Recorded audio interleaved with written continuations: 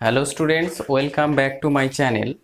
তো আজকে আমরা যে রেজোন্যান্স পড়বো। তো যে ইলেকট্রনিক এফেক্টগুলো আমরা জেনারেল অর্গানিক কেমিস্ট্রিতে পড়েছি, hyper conjugation and inductive effect. Resonance হচ্ছে আরেকটা ইলেকট্রনিক এফেক্ট, এবং এই রেজোন্যান্স এফেক্ট হচ্ছে এই সমস্ত ইলেকট্রনিক যে এফেক্ট তাদের মধ্যে সব থেকে পাওয়ারফুল ইলেকট্রনিক এফেক্ট। ঠিক আছে, এটাকে বলা হয় সব থেকে মোস্ট পাওয়ারফুল ইলেকট্রনিক এফেক্ট। ঠিক আছে, আর এটা হচ্ছে পিওরলি হাইপোথেটিক্যাল কনসেপ্ট।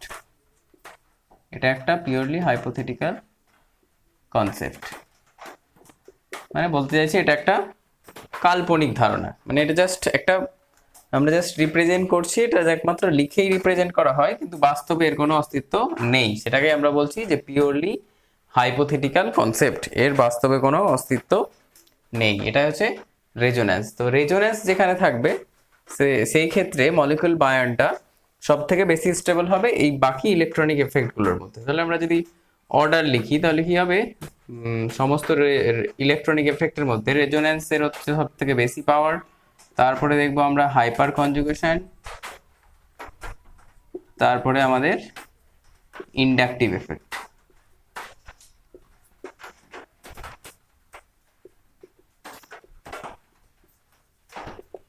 ঠিক আছে, তো সব থেকে বেশি পাওয়ারফুল হচ্ছে মোস্ট পাওয়ারফুল ইলেকট্রনিক এফেক্ট। এটা হচ্ছে একটা পিওরলি হাইপোথেটিক্যাল কনসেপ্ট। তো রেজোন্যান্স হচ্ছে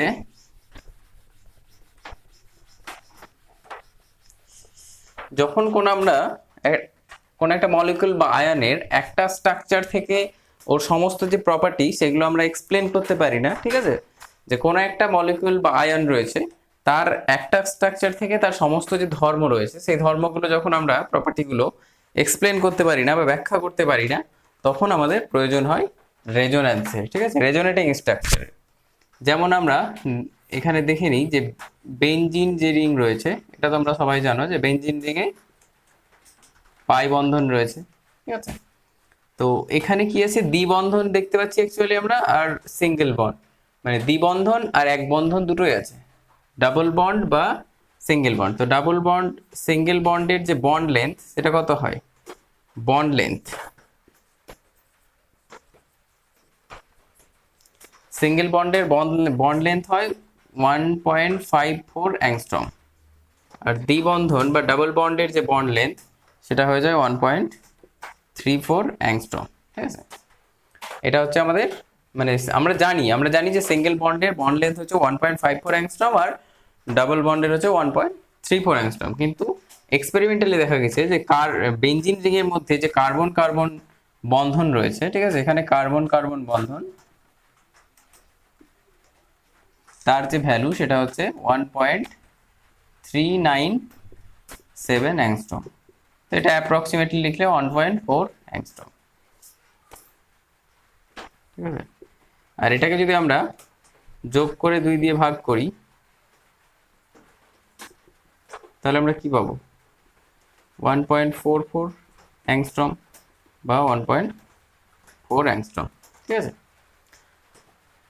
তো এই একটা স্ট্রাকচার থেকে আমরা দেখতে পাচ্ছি যে এটা সিঙ্গেল বন্ড রয়েছে, এটা ডাবল বন্ড রয়েছে। তাহলে এখান থেকে তো আমরা বলতে পারবো না যে এটার যে অ্যাকচুয়াল বন্ড লেন্থ 1.4 অ্যাংস্ট্রম। তাহলে এটা কেন, এই লেন্থটা বন্ড লেন্থটা কেন হচ্ছে দ্বিবন্ধনের থেকে কিছুটা বেশি, আবার এক বন্ধন বা সিঙ্গেল বন্ডের থেকে কিছুটা কম।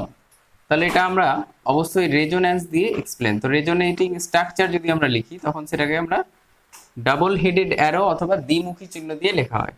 তাহলে এক্ষেত্রে কি হয়, এখানে যে পাই ইলেকট্রন দুটো থাকে, পাই ইলেকট্রন দুটো এইখানে এই বন্ড করে, আবার এই যে পাই ইলেকট্রন দুটো আবার এখানে শিফট হবে, দিয়ে এখানে দ্বিবন্ধন হবে, আবার এই পাই ইলেকট্রন দুটো এইখানে আসবে।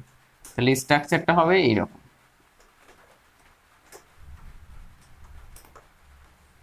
তাহলে দ্বিবন্ধনের পজিশনগুলো চেঞ্জ হয়ে যাচ্ছে। এই যে আমরা দুটো স্ট্রাকচার দেখছি, ঠিক আছে, এটা হচ্ছে 1 আর এটা হচ্ছে 2। তাহলে এই দুটো স্ট্রাকচার পাই বন্ধনের পজিশনগুলো আলাদা, আমরা দেখতে পাচ্ছি এখানেও পাই বন্ধন আছে, আবার এখানেও পাই বন্ধন, এখানে পাই বন্ধনটা এখানে এসছে, আবার এখানকার পাই বন্ধনটা এখানে এসছে, আবার এখানকারটা এখানে এসছে। তাহলে দুটো স্ট্রাকচারের মধ্যে আমরা সম্পূর্ণ জায়গাটাতে দ্বিবন্ধন দেখতে পাচ্ছি। এই এই যে স্ট্রাকচার, এগুলোকে বলা হয় ক্যানোনিক্যাল স্ট্রাকচার বা রেজোনেটিং স্ট্রাকচার। ঠিক আছে, 1 and 2 R resonating structure or canonical form। এগুলোকে বলা হয় রেজোনেটিং স্ট্রাকচার অথবা ক্যানোনিক্যাল ফর্ম। কোনো মলিকিউল বা আয়নের মধ্যে যদি রেজোনেন্স দেখা যায়, তাহলে সেক্ষেত্রে অবশ্যই তাদেরকে আমরা রিপ্রেজেন্ট করি দুই বা তার বেশি স্ট্রাকচার দিয়ে আমরা রিপ্রেজেন্ট করি। ঠিক আছে, দুই বা তার বেশি অবশ্যই স্ট্রাকচার হবে। তাহলে এখান থেকে আমরা কি দেখব যে রেজোন্যান্স হাইব্রিডটা কি,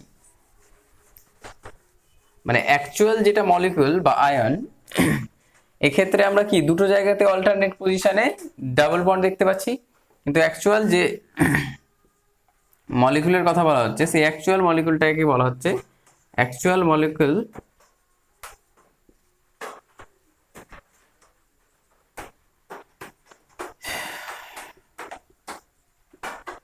is the average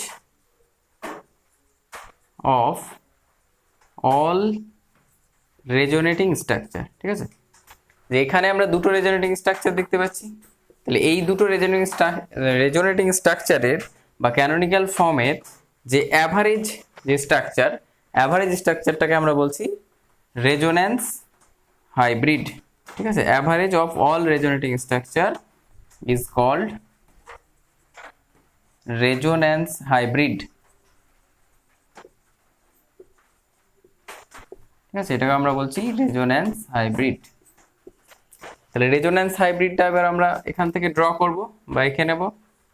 তাহলে রেজোন্যান্স হাইব্রিড হচ্ছে যে এই পুরো রিং এর মধ্যে কি দ্বিবন্ধনটা রয়েছে, তাহলে প্রত্যেকটা জায়গাতে আমরা পার্সিয়াল যে দ্বিবন্ধন সেটা দেখতে পাবো। তাহলে প্রত্যেকটা কার্বন একটা কার্বনের সঙ্গে পার্সিয়াল দ্বিবন্ধন রয়েছে। এখানে পার্সিয়াল দ্বিবন্ধনের জন্যই কিন্তু এই যে বন্ড লেন্থ কার্বন কার্বন যে বন্ড লেন্থ 1.4, সমস্ত এখানে যতগুলো কার্বন কার্বন বন্ড লেন্থ রয়েছে সমস্তগুলোর লেন্থ হচ্ছে 1.4 অ্যাংস্ট্রম, কেননা এটা হচ্ছে একটা রেজোন্যান্স হাইব্রিড। এটা হচ্ছে রেজোন্যান্স হাইব্রিড।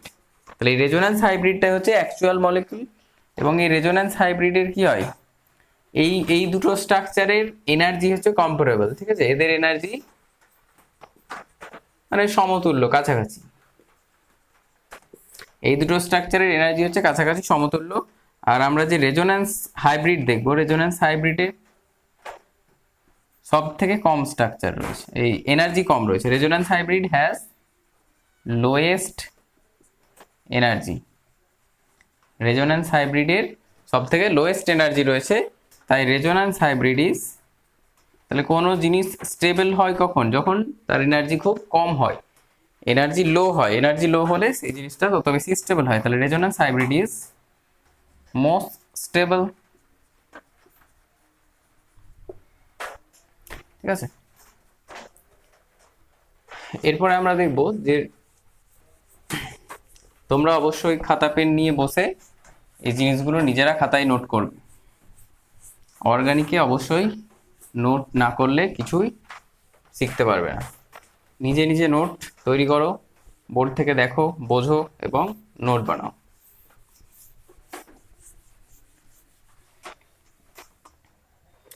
রেজোন্যান্স যখন আমরা করব সেখানে আমাদের কি কি কন্ডিশন দরকার, রুলস ফর রেজোন্যান্স। তাহলে রেজোন্যান্সের জন্য যে রুলগুলো হচ্ছে, প্রথমত হচ্ছে দ্য মলিকুল আর আয়ন হুইচ এক্সিবিটস রেজোন্যান্স। ঠিক আছে, যে সমস্ত গ্রুপ অথবা অ্যাটম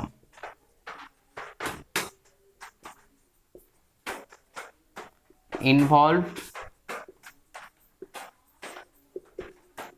ইন রেজোন্যান্স, মানে রেজোন্যান্সের মধ্যে যতগুলো গ্রুপ বা অ্যাটম থাকবে must be in the same plane, একই প্লেনে থাকতে হবে।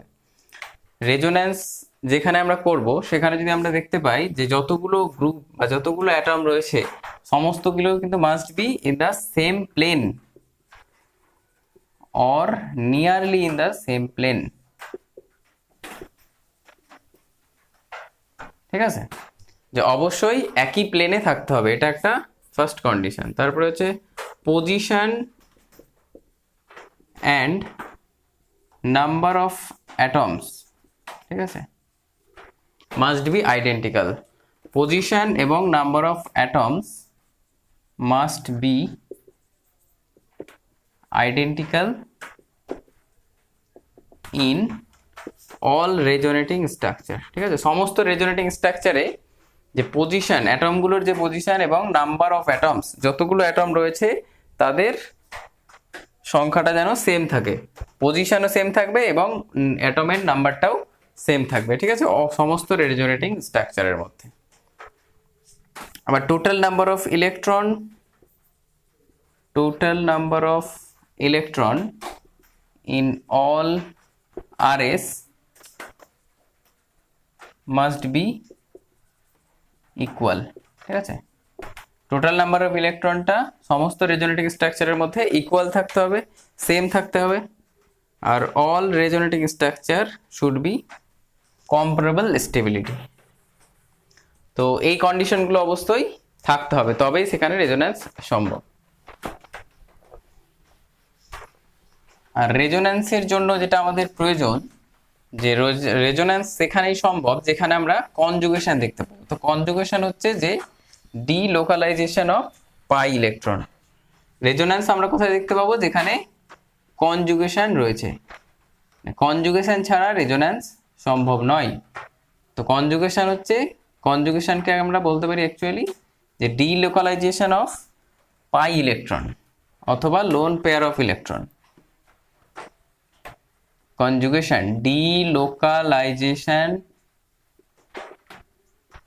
অফ পাই ইলেকট্রন, ঠিক আছে, অথবা lone pair of electron, lone pair of electron, অথবা ডিসপ্লেসমেন্ট অফ, ঠিক আছে, ডিলোকালাইজেশনও বলতে পারি আমরা, অথবা ডিসপ্লেসমেন্টও বলতে পারি।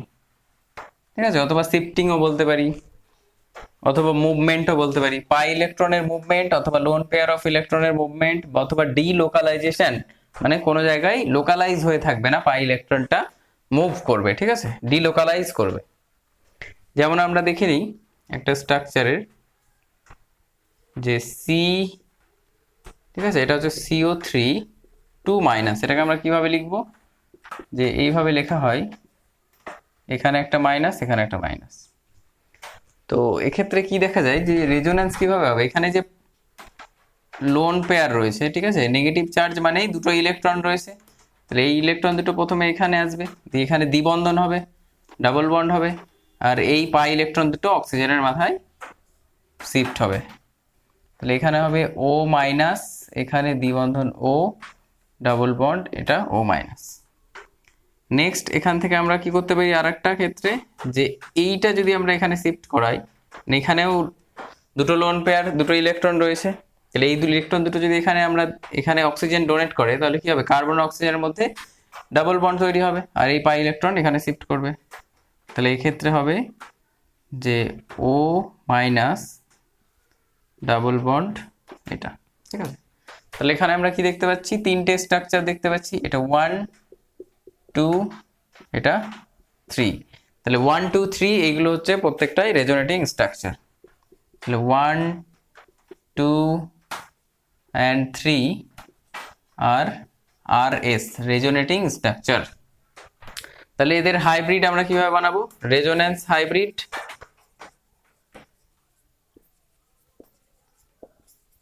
তাহলে হাইব্রিডের ক্ষেত্রে প্রত্যেকটা সিঙ্গেল বন্ড দিলাম। এবার এই যে নেগেটিভ চার্জটা কোথায় কোথায় দ্বিবন্ধন তৈরি হচ্ছে? এখানে একটা হচ্ছে, প্রথমে এই অক্সিজেনের সাথে উপরে একটা হলো, এখানে একটা হলো, আর এখানে একটা হলো, মানে প্রত্যেকটা অক্সিজেনের সাথেই দ্বিবন্ধন রয়েছে। তাহলে আমরা এটাকে বলবো পার্সিয়াল দ্বিবন্ধন প্রত্যেকটা অক্সিজেনের সাথে রয়েছে। তাহলে নেগেটিভ চার্জ কটা রয়েছে? দুটো নেগেটিভ চার্জ। তাহলে এই দুটো নেগেটিভ চার্জ কি হচ্ছে? তিনটে অক্সিজেনের মধ্যেই ঘোরাঘুরি করছে। তাহলে এটা হয়ে যাবে -2/3 -2/3 -2/3। এর চার্জটা হয়ে যাবে এটা। আর এটাকে আমরা বলছি রেজোন্যান্স হাইব্রিড। এটা হচ্ছে রেজোন্যান্স হাইব্রিড, এগুলো হচ্ছে রেজোনেটিং স্ট্রাকচার, বা এগুলোকে আমরা বলবো কি ক্যানোনিক্যাল ফর্ম। ঠিক আছে, ক্যানোনিক্যাল ফর্ম। আর এটাই হচ্ছে রেজোনেটিং স্ট্রাকচার, এটাই হচ্ছে ক্যানোনিক্যাল ফর্মস, আর এটা হচ্ছে রেজোন্যান্স হাইব্রিড। এই রেজোন্যান্স হাইব্রিডের কি বললাম? লোয়েস্ট এনার্জি, তাহলে এটা মোস্ট স্টেবল। আর এগুলোর হচ্ছে সমস্তগুলোর কম্পারেবল এনার্জি রয়েছে। ঠিক আছে, সমতুল্য সব এনার্জি রয়েছে। নেক্সট আমরা যেটা দেখব যে কি কি ধরনের কনজুগেশন, বা কিভাবে আমরা চিনবো যে কোন একটা কম্পাউন্ড বা কোন একটা মলিকুল বা কোন একটা আয়নের মধ্যে কনজুগেশন আছে কি নেই, সেটা আমরা কি করে বুঝবো? তো সেটা আমাদের বুঝতে গেলে আমাদের যেটা চেক করতে হবে সেটা হচ্ছে বিভিন্ন ধরনের কনজুগেশন। যেমন আমরা কিছু স্ট্রাকচার দিয়ে দেখব যে CH2 double bond CH2 plus. 2 নম্বরে দেখব যে CH2 double bond CH2 minus. ঠিক আছে, মাইনাস মানেই কিন্তু লোন পেয়ার রয়েছে। CH2 double bond NH2। ঠিক আছে, 4 নম্বরে হচ্ছে CH2 double bond CH2 dot. ঠিক আছে, 5 নম্বরে হচ্ছে CH2 double bond double bond CH2। ঠিক আছে, অথবা আমরা এটা করতে পারি, অক্সিজেন করতে পারি। তো আমাদের যে কনজুগেশনগুলো হচ্ছে, এখানে যে কনজুগেশনটা আমরা দেখতে পাচ্ছি যে পজিটিভ, এটাকে বলা হয় সিগমা বন্ধন, আর এটাকে বলা হয় পাই বন্ধন। ঠিক আছে, তাহলে পজিটিভ সিগমা পাই, এটাকে আমরা এইভাবে বলতে পারি positive single bond double bond, positive single double. ঠিক আছে, তাহলে এটা আমরা উল্টোভাবেও বলতে পারি, যে দিক থেকে খুশি বলতে পারি। পজিটিভ সিগমা পাই বলতে পারি, পাই সিগমা পজিটিভ বলতে পারি। ঠিক আছে, তাহলে পাই সিগমা পজিটিভ। ঠিক আছে, এই ক্ষেত্রে আমরা যেটা বলতে পারি কনজুগেশন, যে পাই সিগমা নেগেটিভ চার্জ, পাই সিগমা নেগেটিভ চার্জ অথবা লোন পেয়ার বলা যায় এটাকে। ঠিক আছে, নেগেটিভ চার্জ অথবা লোন পেয়ার। এটা নেগেটিভ চার্জ, এটা লোন পেয়ার। ঠিক আছে, এটা নেগেটিভ চার্জ, এটা আমরা লোন পেয়ার বলবো না, কিন্তু এখানে দুটো ইলেকট্রন অবশ্যই রয়েছে। তাহলে এটা হয়ে যাবে পাই সিগমা লোন পেয়ার। এখানে রয়েছে পাই সিগমা ডটটাকে বলা হয় রেডিকাল। তাহলে ডট, এটা হচ্ছে রেডিকাল। এক্ষেত্রে হচ্ছে যে পাই সিগমা পাই, তাহলে পাই সিগমা পাই। ঠিক আছে, আরেক ধরনের কনজুগেশন হতে পারে যে CH2OH এই ধরনের যদি থাকে, তাহলে এখানে পজিটিভ চার্জ যদি থাকে, তাহলে আমরা কি বলতে, পজিটিভ সিগমা লোন পেয়ার বা লোন পেয়ার সিগমা পজিটিভ। তাহলে এখানে হয়ে যাবে লোন পেয়ার সিগমা পজিটিভ। ঠিক আছে, তাহলে এই ধরনের কনজুগেশনগুলো আমরা যে কোনো কম্পাউন্ডের মধ্যে যদি এমনি নর্মালি সিঙ্গেল দেখতে পাই, তবুও সেখানে রেজোন্যান্স হবে। তাছাড়া যদি আমরা এটা অল্টারনেটিভলি দেখতে পাই, তবুও সেখানে রেজোন্যান্স পসিবল হবে। এই সব কনজুগেশনগুলো আমাদের অবশ্যই মনে রাখতে হবে। 6 ধরনের কনজুগেশন রয়েছে, এই কনজুগেশনগুলো চেক করতে হবে। কোনো কম্পাউন্ড বা কোনো মলিকুল বা আয়ন, সেখানে আমরা রেজোন্যান্স করতে পারবো কিনা বা রেজোনেটিং স্ট্রাকচার পসিবল কিনা, সেক্ষেত্রে আমাদের কি করতে হবে, এই কনজুগেশনগুলো চেক করতে হবে। তাহলে এই কনজুগেশনগুলো যদি থাকে, তাহলে অবশ্যই সেক্ষেত্রে রেজোনেটিং স্ট্রাকচার পসিবল হবে এবং রেজোন্যান্স পসিবল হবে।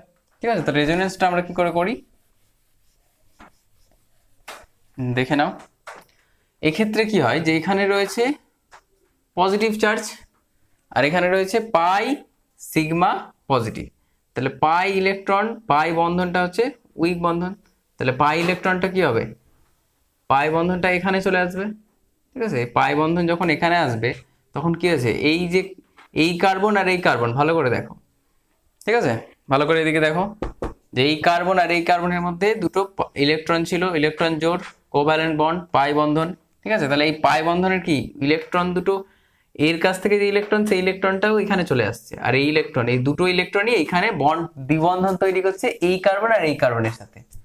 তাহলে এর তো ইলেকট্রন কমে যাচ্ছে, তাহলে এক্ষেত্রে আমরা দেখতে পাবো যে CH2 প্লাস CH2, ঠিক আছে। তাহলে এটা আর এটা হচ্ছে দুটো হচ্ছে রেজোনেটিং স্ট্রাকচার, 1 and 2 আর রেজোনেটিং স্ট্রাকচার। তো এর যদি আমরা হাইব্রিড তৈরি করি, ঠিক আছে, রেজোনেন্স হাইব্রিডটা কি হবে, হাইব্রিড হয়ে যাবে এখানে যে CH2 CH2। তাহলে প্রথম ক্ষেত্রে আমরা কি দেখলাম, এখানে দ্বিবন্ধন, এখানে দ্বিবন্ধন, এখানে ডাবল বন্ড, এখানে ডাবল বন্ড, তাহলে এখানেও রয়েছে ডাবল বন্ড আর এখানেও রয়েছে ডাবল বন্ড। তাহলে প্রথমে এখানে প্লাস পজিটিভ চার্জ, এখানে পজিটিভ চার্জ, তাহলে এখানে ডেল প্লাস আর এখানে ডেল প্লাস, ঠিক আছে। তাহলে এটা হচ্ছে আমাদের রেজোনেন্স হাইব্রিড। এক্ষেত্রে আমরা দেখি, এক্ষেত্রে আমরা কিভাবে দেখতে পাবো যে এই যে নেগেটিভ চার্জ বা এখানে দুটো লোন পেয়ার রয়েছে, তাহলে এই লোন পেয়ার দুটো যখন এখানে ডোনেট করবে তখন এখানে দ্বিবন্ধন সৃষ্টি হবে আমাদের। তাহলে এখানে যে দ্বিবন্ধন যখন সৃষ্টি হবে তখন এই কার্বনের কি হচ্ছে, এখানে দুটো বন্ড, এখানে দুটো আর হাইড্রোজেন একটা, তাহলে 5টা হয়ে যাচ্ছে। তাহলে এই পাই বন্ধনের যে ইলেকট্রন দুটো, সেই ইলেকট্রন দুটো এই কার্বনের উপর চলে আসবে, ঠিক আছে। অবশ্যই রেজোনেটিং স্ট্রাকচার আমরা যখন রিপ্রেজেন্ট করব বা দেখাবো তখন ডাবল হেডেড অ্যারো থাকবে বা দ্বিমুখী চিহ্ন থাকবে, ঠিক আছে। দ্বিমুখী চিহ্নের সাহায্যে আমরা রেজোনেটিং স্ট্রাকচারগুলোকে দেখাই। তাহলে এখানে কি হচ্ছে যে CH2 এর ওপর পাই ইলেকট্রন দুটো চলে এসেছে, তাহলে মাইনাস, এখানে CH, এখানে দ্বিবন্ধন তৈরি হয়েছে, তাহলে এটা CH2। রেজোন্যান্স হাইব্রিড যেটা হবে যে CH2 CH2। তাহলে দ্বিবন্ধন প্রথমে দেখলাম আমরা এখানে আছে, তারপরে এখানে দুটো জায়গাতেই রয়েছে, আর নেগেটিভ চার্জ এখানে রয়েছে আর এখানে রয়েছে নেগেটিভ চার্জ, প্রথমে এখানে তারপরে এখানে। এরপরে এখানে দেখবো আমরা এখানে কি রয়েছে, লোন পেয়ার সিগমা পাই, অথবা উল্টো দিক থেকে আমরা বলতে পারি পাই সিগমা লোন পেয়ার, ঠিক আছে, পাই সিগমা লোন পেয়ার। তাহলে এই lone pair nitrogen lone pair কি করবে, এখানে ডোনেট করবে, তাহলে নাইট্রোজেন আর কার্বনের মধ্যে দ্বিবন্ধন তৈরি হবে, আর এই পাই ইলেকট্রনটা এই কার্বনের মাথায় চলে আসবে। তাহলে এখানে আমরা দেখতে পাবো যে CH2 minus CHNH2 double bond plus, যেহেতু নাইট্রোজেন নিজস্ব লোন পেয়ার ডোনেট করেছে এখানে, তার জন্য নাইট্রোজেনের মাথায় প্লাস চার্জ, আর কার্বন যেহেতু পাই ইলেকট্রন নিজের ওপর নিয়েছে তাই এটা মাইনাস চার্জ, ঠিক আছে। তাহলে এই ক্ষেত্রে যেটা আমাদের রেজোন্যান্স হাইব্রিড হবে CH2 CHNH2। তাহলে আমরা দেখতে পাচ্ছি প্রথমে এখানে দ্বিবন্ধন, তারপরে এখানে দ্বিবন্ধন, তাহলে এখানে আসছে ডেল প্লাস আর এখানে আসছে আমাদের ডেল মাইনাস, ঠিক আছে। নেক্সট আমাদের আসছে যে পাই সিগমা র্যাডিক্যাল। তাহলে পাই সিগমা র্যাডিক্যাল এক্ষেত্রে আমরা কিভাবে রেজোনেটিং স্ট্রাকচার দেখাবো, তো এক্ষেত্রে হচ্ছে যে আমাদের প্রথমেই দেখতে হবে যে হোমোলাইটিক ক্লিভেজ, আমরা প্রথমে আমাদের পড়তে হবে যে হোমোলাইটিক ক্লিভেজ কখন হয়, যখন এই যে পাই ইলেকট্রন দুটো এখানে রয়েছে, যে কোনো বন্ডেড দুটো ইলেকট্রন, যে দুটো অ্যাটম যুক্ত রয়েছে এই বন্ডে, সেই অ্যাটম দুটো কি করবে, নিজস্ব একটা করে ইলেকট্রন নিজের ওপর নিয়ে নেবে, ঠিক আছে, নিজের কাছে রেখে দেবে, তখন সেই বন্ড ক্লিভেজটাকে বলা হয় হোমোলাইটিক ক্লিভেজ। যখন দুটো অ্যাটমের মধ্যে যে বন্ড পেয়ার রয়েছে, যে ইলেকট্রন পেয়ার রয়েছে, সেই ইলেকট্রন দুটো যখন প্রত্যেকটা অ্যাটমের ওপর একটা করে ইলেকট্রন ওপরে চলে যায় এবং ভেঙে যায় বন্ডটা, এই পাই বন্ডটা ভেঙে যখন দুটো ইলেকট্রন কি হবে, এক একটা ইলেকট্রন এক একটা অ্যাটমের ওপর চলে আসে, তখন এই বন্ড ক্লিভেজটাকে আমরা বলি হোমোলাইটিক ক্লিভেজ, বা বাংলায় বলা হয় এটাকে সমবিভাজন।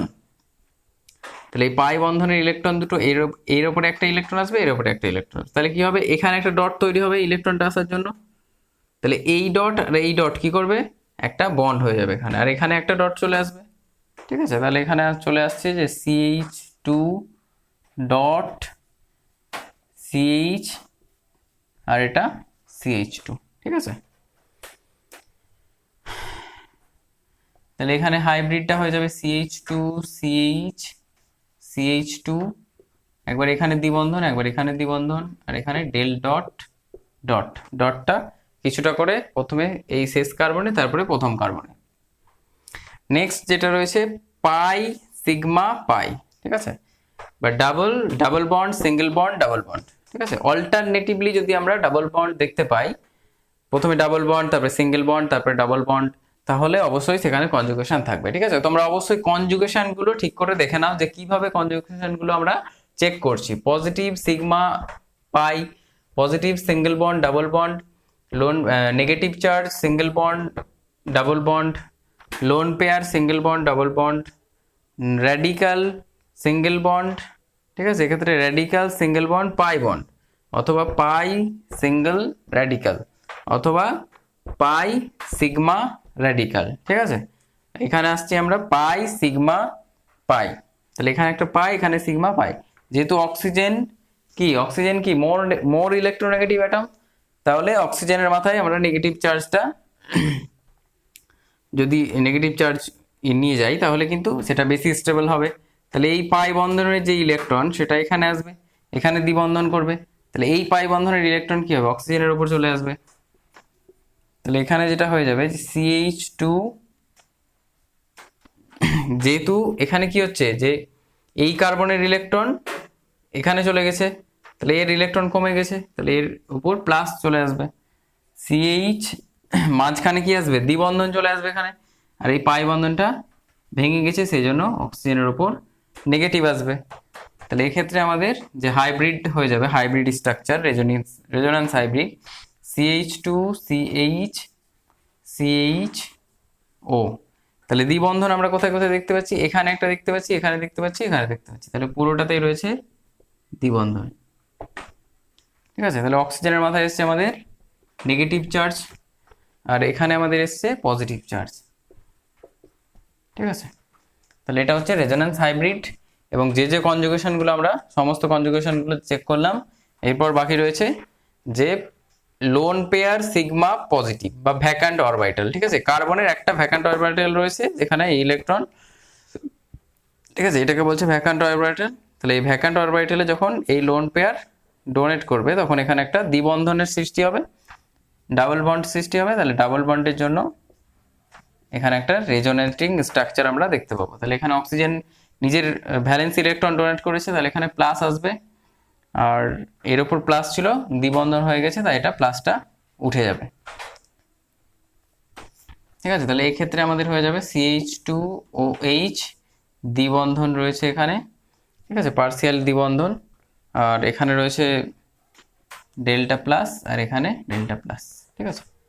তাহলে আমরা সমস্ত কনজুগেশন দেখলাম, কনজুগেশনের যে রেজোনেন্স হাইব্রিড সেগুলো দেখলাম।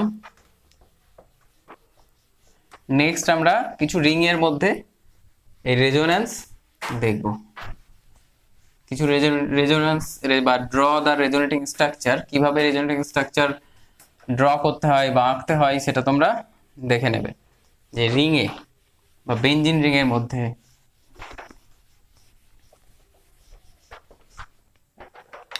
প্রথমে আমি শুরু করি যে বেঞ্জিন রিং, যেখানে CH2 প্লাস রয়েছে, ঠিক আছে। তাহলে আমরা এখানে দেখতে পাচ্ছি যে পাই সিগমা পজিটিভ, ঠিক আছে, অথবা পাই sigma pi, pi sigma pi, pi sigma positive, ঠিক আছে, এই পাই সিগমা পাই। তাহলে এখানে অবশ্যই কনজুগেশন রয়েছে আমরা দেখতে পাচ্ছি। তাহলে এর আমরা রেজোনেটিং স্ট্রাকচার কিভাবে ড্র করব, তো দেখে নাও। প্রথমে এখানে যে পাই বন্ধন রয়েছে, সেই পাই বন্ধনের ইলেকট্রন দুটো কি হবে, এখানে শিফট হবে, তাহলে এখানে দ্বিবন্ধন সৃষ্টি হবে। আর এই যে কার্বন, ঠিক আছে, এখানে যে কার্বনটা আছে সেই কার্বনের কি ইলেকট্রনটা এখানে চলে যাচ্ছে, তাহলে এর মাথায় প্লাস চলে আসবে, তাহলে এখানে প্লাস, এখানে দ্বিবন্ধনের জন্য CH2, আর এখানে দ্বিবন্ধন, এখানে দ্বিবন্ধন। নেক্সট এইখানে আবার কি রয়েছে, পজিটিভ সিগমা পাই, ঠিক আছে। এই পাই বন্ধনের যে ইলেকট্রন সেটা আবার এইখানে চলে আসবে, এই পজিটিভটা এখানে চলে আসবে, তাহলে এখানে প্লাস, এখানে CH2, আর এখানে দ্বিবন্ধন, এখানে দ্বিবন্ধন। নেক্সট এই পাই বন্ধনটা এখানে চলে আসবে, তাহলে এখানে দ্বিবন্ধন, এখানে দ্বিবন্ধন, এখানে CH2, আর প্লাস চলে আসবে এখানে। নেক্সট স্ট্রাকচার, এই পাই বন্ধন এখানে আসবে, তাহলে কি তৈরি হবে, CH2 প্লাস, তাহলে এখানে, এখানে আর এখানে। তাহলে এবার আমরা দেখতে পাচ্ছি যে কতগুলো 1 2 3 4 5 রেজোনেটিং স্ট্রাকচার এক্ষেত্রে পসিবল হচ্ছে, ঠিক আছে।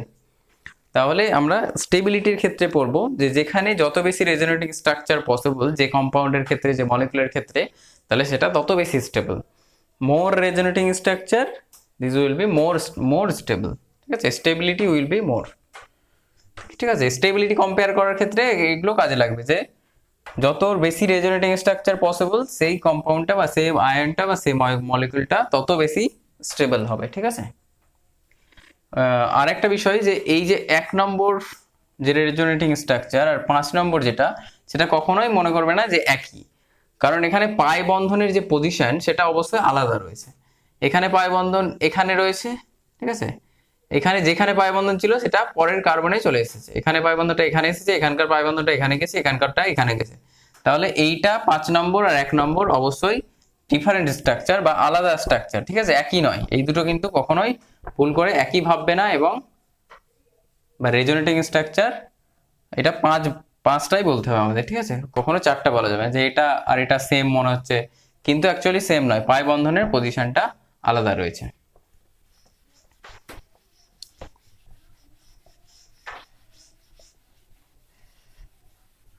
পাই সিগমা পজিটিভ দেখলাম, এবার আমরা দেখব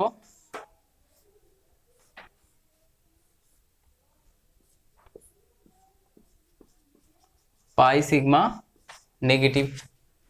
তাহলে এই ক্ষেত্রে আমরা দেখব যে এইখানে যে নেগেটিভ চার্জ, ঠিক আছে, এখানে দুটো ইলেকট্রন রয়েছে, লোন পেয়ার রয়েছে, তাহলে এখানে চলে আসবে। এই পাই বন্ধন দুটো কি করবে, পাই বন্ধনে যে ইলেকট্রন দুটো রয়েছে এই কার্বনের উপর চলে আসবে। তাহলে তোমরা অবশ্যই ভালো করে শিখে নাও যে কিভাবে রেজোনেটিং স্ট্রাকচার ড্র করতে হয়, কিভাবে আঁকতে হয়। তাহলে যেখানে প্রথমে কনজুগেশন দেখতে হবে, কনজুগেশন থাকলে তবেই তো রেজোন্যান্স পসিবল, তাছাড়া তো রেজোন্যান্স আমরা করতে পারবো না। তাহলে এখানে যে লোন পেয়ার সেটা এখানে ব্যাক বন্ডিং করে এখানে ডবল বন্ড করেছে, তাহলে আমরা এখানে কি দেখতে পাচ্ছি,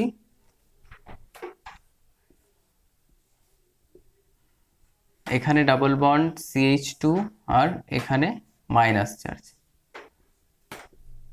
ঠিক আছে। এরপরে এই যে পাই বন্ধনে যে ইলেকট্রন সেটা কি হবে, এইটা এখানে দ্বিবন্ধন করবে, এইটা আবার এই কার্বনে চলে আসবে। তাহলে এখানে নেগেটিভ চার্জ এসেছে, CH2 এখানে দ্বিবন্ধন, এখানে দ্বিবন্ধন। নেক্সট ধাপে কি হবে, এই এখানে দ্বিবন্ধন হবে আর এই পাই ইলেকট্রন দুটো এই কার্বনের উপর আসবে।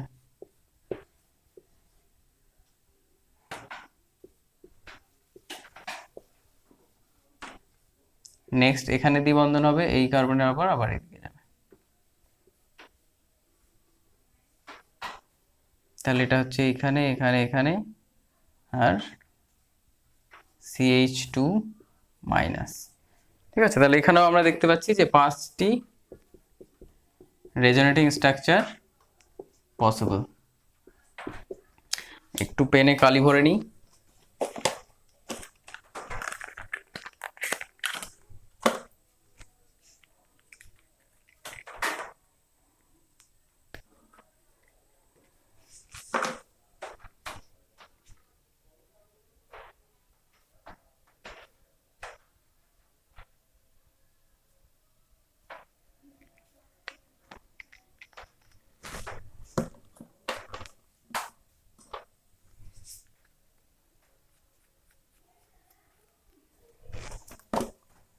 নেক্সট আমরা দেখব another example.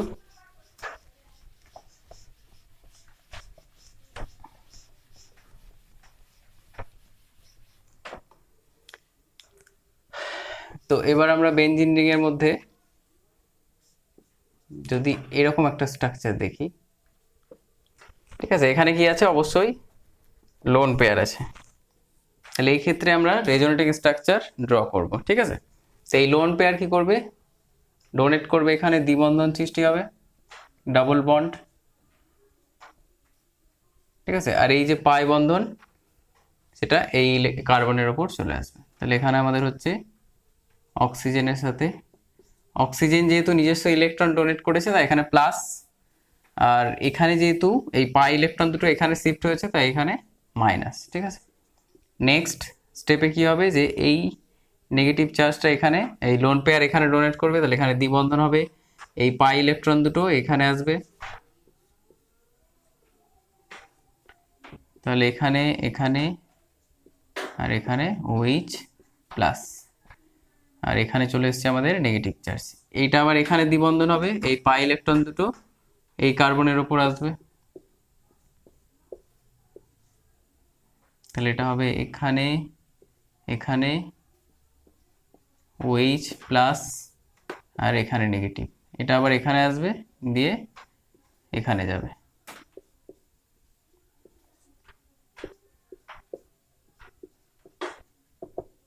ঠিক আছে, তাহলে এখানেও আমরা দেখতে পাচ্ছি কতগুলো রেজোনেটিং স্ট্রাকচার, 5টি রেজোনেটিং স্ট্রাকচার। ঠিক আছে, তো এটার আমরা যদি রেজোন্যান্স হাইব্রিড তৈরি করি তাহলে হাইব্রিডটা কি হবে,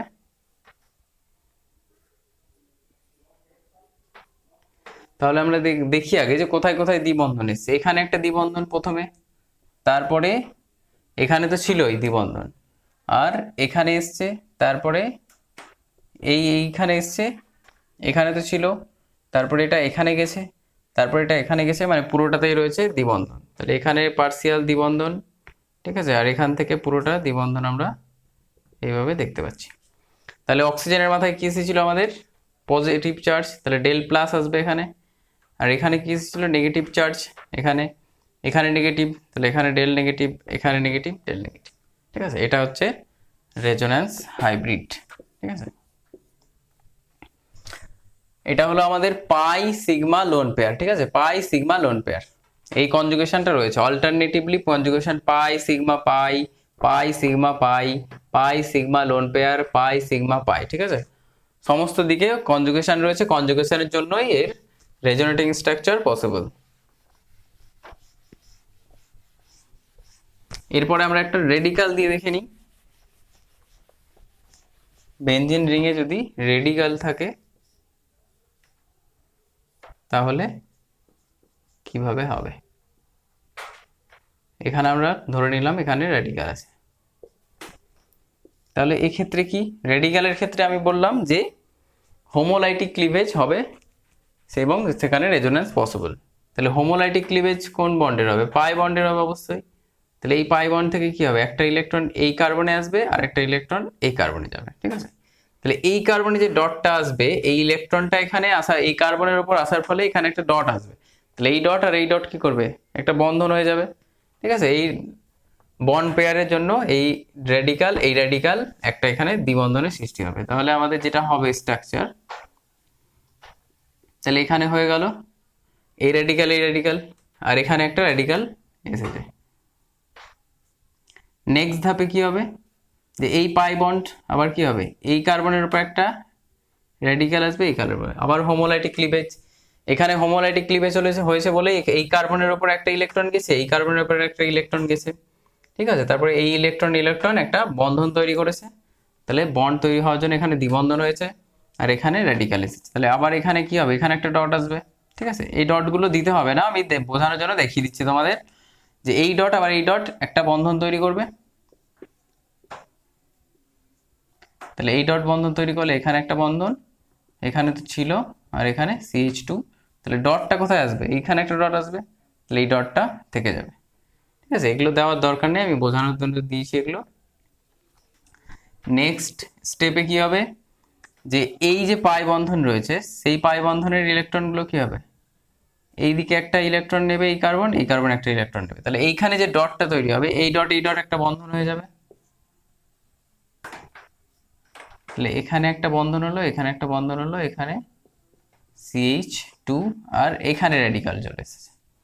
তাহলে এইখানে রেডিকাল এসেছে, এবার এই যে পাই বন্ধন সে কি করবে, এই একটা ইলেকট্রন এখানে যাবে, একটা ইলেকট্রন এখানে আসবে। তাহলে নেক্সট ধাপে কি হবে, এখানে দ্বিবন্ধন,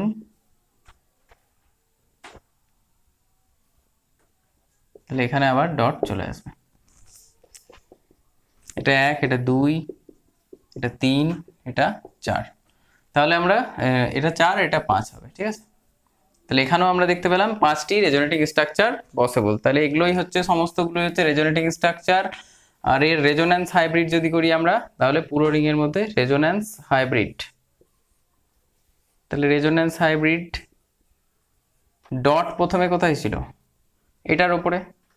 তাহলে এখানে দ্বিবন্ধন আছে, আর বাকি পুরোটাতে দেখে নাও, পুরোটা রিং, পুরো রিংয়ের মধ্যেই দ্বিবন্ধনটা পার্সিয়ালি রয়েছে। ঠিক আছে, তাহলে এখানে প্রথমে আসবে ডেল ডট, এখানে একটা ডেল ডট, এখানে একটা ডেল ডট, এখানে একটা ডেল ডট। তোমরা দেখো অবশ্যই ডটগুলো প্রথমে পজিশনটা একবার জেনে নাও তোমরা যদি না জেনে থাকো, যে এই কোনো একটা গ্রুপ যখন যুক্ত থাকবে বেঞ্জিন রিং এর সাথে, তখন তার সাপেক্ষে পাশের কার্বনটাকে বলা হয় অর্থ পজিশন। ঠিক আছে, এটাকে বলা হয় অর্থ পজিশন, এটাকে বলা হয় মেটা পজিশন, আর এটাকে বলা হয় প্যারা পজিশন। ঠিক আছে, এটা যদি অর্থ হয় তাহলে এটাও হবে অর্থ। ঠিক আছে, অর্থ, এটা হয়ে যাবে মেটা, আর এটা প্যারা। অর্থ মেটা প্যারা, অর্থ মেটা প্যারা। ঠিক আছে, যে কোনো একটা গ্রুপ বেঞ্জিন রিং এর সঙ্গে যখন কোনো একটা গ্রুপ যুক্ত থাকে, তখন তার সাপেক্ষে তার পাশের কার্বনের, দুই পাশের কার্বনটা হয়, কার্বনের পজিশনটাকে বলা হয় অর্থ পজিশন, তারপরের পজিশন দুটোকে বলা হয় মেটা পজিশন, আর এটাকে বলা হয় প্যারা পজিশন। তাহলে এই যে ডট এসেছে, প্রথমে অর্থ পজিশনে এসেছে, তারপরে প্যারা পজিশনে, তারপরে মেটা পজিশনে, এই অর্থ পজিশনে, সরি, শুধুমাত্র অর্থ আর প্যারা এই দুটো পজিশনে ডট এসেছে। তাহলে অর্থ, এই দুটো হচ্ছে অর্থ, এটা প্যারা পজিশন।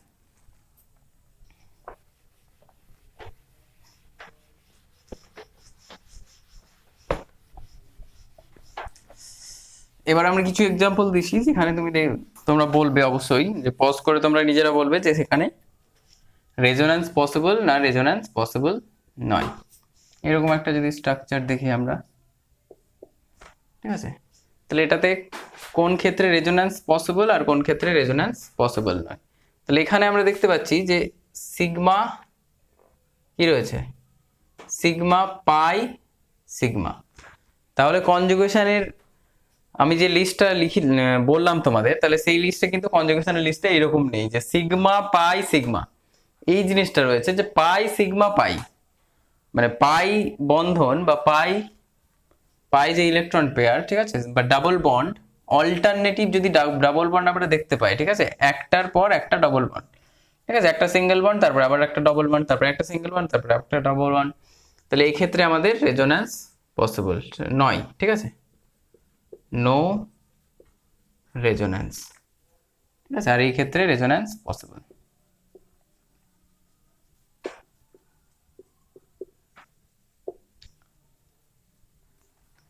ঠিক আছে,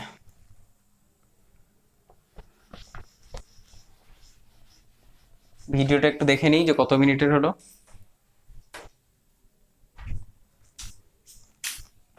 আর একটা তোমাদের দেখাই, যে এটা হচ্ছে, ঠিক আছে, এটাকে বলা হয় ফিউরান, এর উপরে কি আছে, লোন পেয়ার আছে।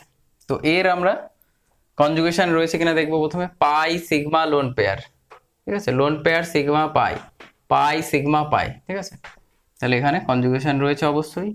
তাহলে এই লোন পেয়ার এখানে ডোনেট করবে, এখানে ডাবল বন্ড হবে, এই পাই ইলেকট্রন এই কার্বনের উপর আসবে, তাহলে এখানে নেগেটিভ চার্জ, এখানে দ্বিবন্ধন, এই অক্সিজেন নিজস্ব ইলেকট্রন ডোনেট করেছে তার জন্য এখানে প্লাস আসবে, আর এখানে একটা দ্বিবন্ধন রয়েছে। পরের স্টেপে কি হবে, এই লোন পেয়ার এখানে নেগেটিভ চার্জ মানে লোন পেয়ার এখানে ডোনেট করবে, তার ফলে এখানে যে পাই ইলেকট্রনটা রয়েছে সেই পাই ইলেকট্রনটা এই কার্বনের উপর চলে আসবে। তাহলে নেক্সট যেটা হবে সেটা হচ্ছে এখানে প্লাস থাকবে, এখানে দ্বিবন্ধন থাকবে, এখানে দ্বিবন্ধন এসেছে, এখানে নেগেটিভ চার্জ, তাহলে এই নেগেটিভ চার্জটা কি হবে, এখানে দ্বিবন্ধন সৃষ্টি করবে, ডাবল বন্ড তৈরি করবে, তার ফলে কি হবে, এই পাই ইলেকট্রন দুটো এই কার্বনের উপর আসবে,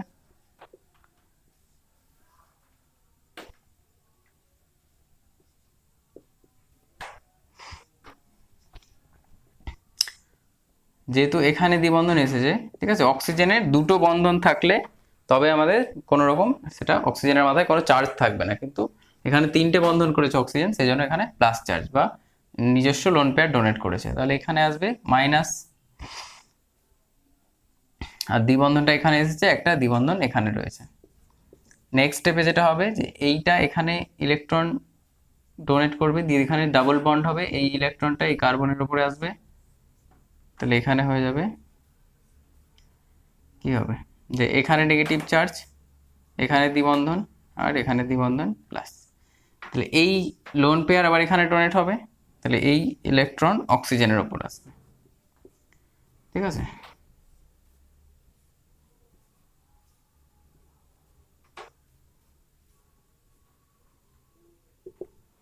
তাহলে আমরা দেখতে পাচ্ছি যে এইটা আর এটা কিন্তু সেম। তাহলে আমাদের এখানে রেজোনেটিং স্ট্রাকচার কতগুলো হবে? 3, 4, 5। ঠিক আছে, এখানেও আমাদের 5টা রেজোনেটিং স্ট্রাকচার, এই দুটোর মধ্যে আমাদের একবারই একটাকেই ধরতে হবে। ঠিক আছে, এই দুটো যেহেতু সেম স্ট্রাকচার তাই আমাদের এটাকে একবারই ধরতে হবে।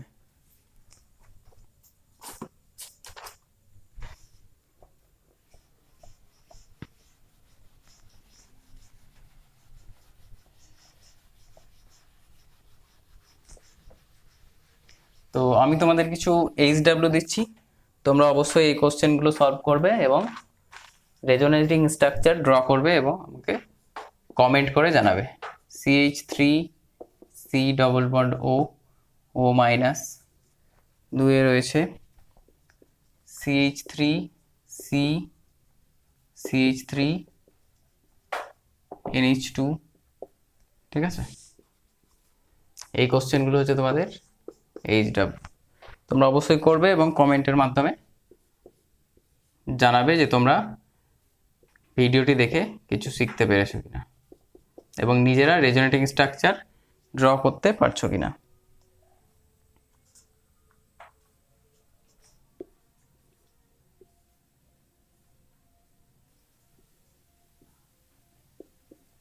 ঠিক আছে, তো আজকে আমরা ক্লাস এখানেই শেষ করছি। তো তোমরা ভালো করে অবশ্যই পড়বে এবং ভিডিওটা ভালো করে দেখবে এবং খাতায় অবশ্যই নোট করবে এবং এই এইচডাব্লিউ গুলো অবশ্যই করবে এবং কমেন্টের মাধ্যমে জানাবে তোমরা পেরেছো কিনা।